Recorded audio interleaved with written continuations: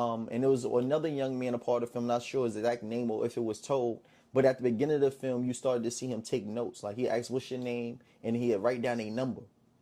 And he's like, as they started walking, you heard him come up to the front. He started to speak, and it was like, "Yo," and he's like, "Don't you see me taking numbers?" He said, "Oh, you number 48." And he say your name, "You number 47," and say their name.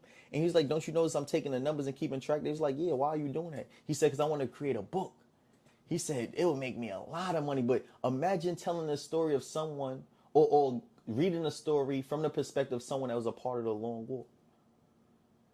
And in my mind, it was interesting to me because it made me question what is the role of the journalist, right? And what I'm saying that to say is that we live in a time period where not only are we questioning society, not only are we being put in a position where we must find ways to organize our generation. If I believe a revolution is needed, and what I mean by revolution, not just a change in thought, but actual actions where we change the system to which we are under in order to establish new institution and new leadership, right? And when I'm saying that all to say is that I feel like journalists and the role of journalists have largely been undermined, and many people don't speak to the role that journalists play in all movements, right? Because no matter whether the civil rights movement, the Soweto uprising, apartheid, what's going on in Palestine, what's going on in Burkina Faso, the thing in which changes how it is that the world begins to see themselves different is through who captures the story and how the story is told.